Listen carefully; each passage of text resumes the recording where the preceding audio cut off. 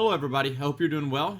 And I hope you're finding some value in these videos. We've covered a few topics already and how to do your job teaching young trumpet players.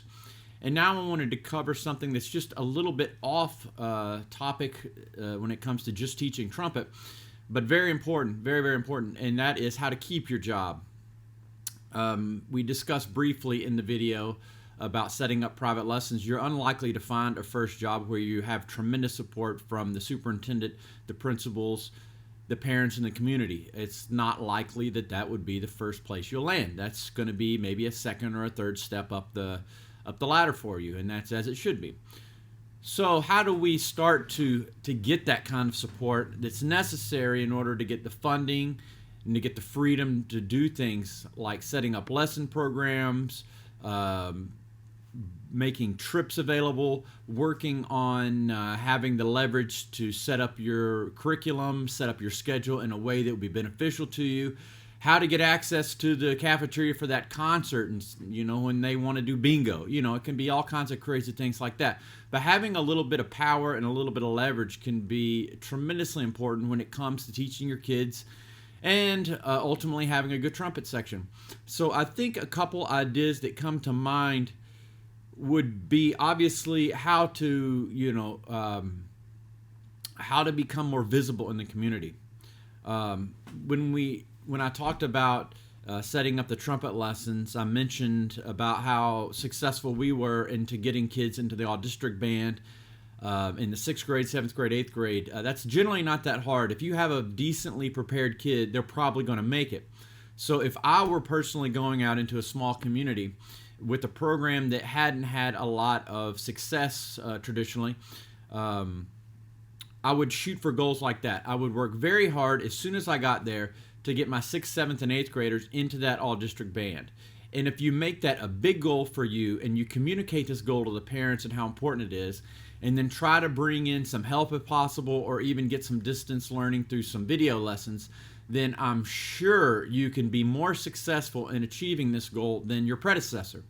Now, that's the first step of this game. The second step will be, once you get that success, then I would go to the little local newspaper and see if you can get them to run a little article about how you've been more successful, or maybe you set the record for the most kids ever in the all-district band in your school.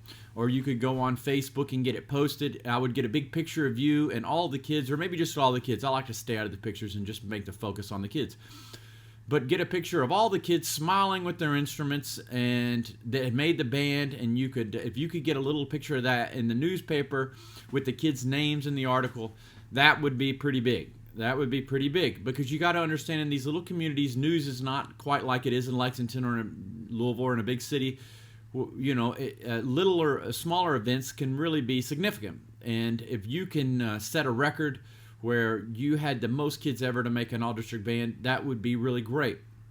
Your principal's going to like it because it's going to bring good attention to the school. The superintendent should like it if they're, at all focused on what's going on. Sometimes they are, sometimes they're not. But anyway, a second thing I would try to do is then go to, when it comes about time to do solo and ensemble, which is usually in the spring, I would try to get a record number of kids getting superior ratings at solo and ensemble. It shouldn't be that hard because not that many schools push this.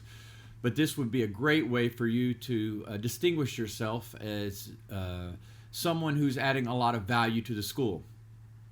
A third way you can add extra leverage to your position is by taking your kids out in the community for small performances. Nursing homes. You could play for a veterans program. Get kids out playing taps, or maybe you could personally play taps. It's not that hard to do. You don't have to use any valves on that. But if you can get yourself, and more importantly, get the kids out into the public, get a picture of them playing, this stuff will circulate. You can put it on Facebook, and all of a sudden the community starts to recognize you as someone who's making a difference. And if you expect to get paid money for a job, you need to be able to prove why you're doing a good job, why you're valuable. It's super easy for the athletic coaches. They win a game, they draw a lot of fans, they're making a public event happen, and it's very obvious. Now they need to win, of course, but if they can win a few games, then they're going to be pretty good shape, right? So how do you put yourself in that position? Let's review 3 little tips. Number 1, get the kids working hard to make that all-district band. This happens in the fall. These auditions happen in the fall. So, if you're a brand new teacher, by a month or 2 into your tenure at this school, you can have something you can be very proud about. Number 2, you can, in the spring semester, you can take the kids and take them to solo and ensemble and see about how many superior ratings you can get there. Number 3, get out into community. Those are very obvious things, but I don't see a lot of directors taking advantage of these. Now, a 4th way that's super obvious is recruit more students into your program. If you're, and personally, I don't understand it. I'm kind of a libertarian in my political views and financial views. But when I see these high schools that have these little bands of about 20 kids in them, and they're paying some band director with benefits, $70,000 to $80,000 by the time you put their benefits in there to teach these 20 kids, and the whole thing sounds like a pile of crap. Man, I love music, and I know the importance of music education. It's really hard for me to justify. If I was personally paying, I wouldn't pay that much money for that person to do that job. That's not good enough. That's not good enough. And I don't care how small the school is. The smaller the school is, the less opportunities that you're going to be competing with. Don't think that just because you see a band program like Madison Central or Scott County or Lafayette or Dunbar, well, that's a giant school, so they should have a big band program. Well, it's a giant school, and there are a tremendous amount of opportunities available there in that school, not just band and football. You go to these smaller schools, there's not as many opportunities, so you're not going to be competing against as many different events going on in that community. So to me, that's not really a great excuse. Now, do I expect a high school with 400 kids to have a bigger band program than Madison Central? No, I do not. I absolutely wouldn't.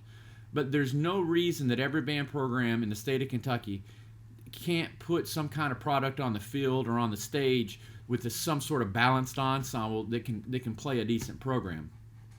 So I want you to think about these things a little bit, because this is the business you're going to be getting into.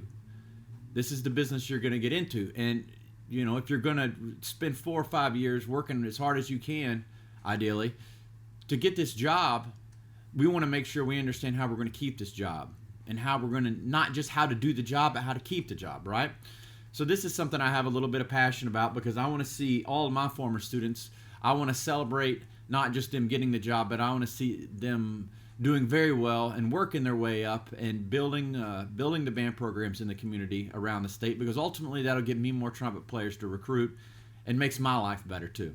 So I'm a little selfish in this, but I hope you understand where I'm coming from. If you have any questions or comments regarding any of these topics, please let me know. If you've watched this long of this video, you want your bonus content, don't you?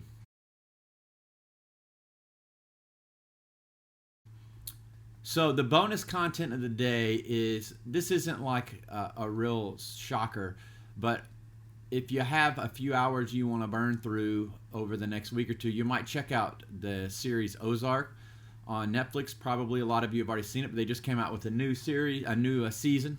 It's pretty good. Not bad. Not bad. So that's my bonus tip of the day. I would love some feedback from you.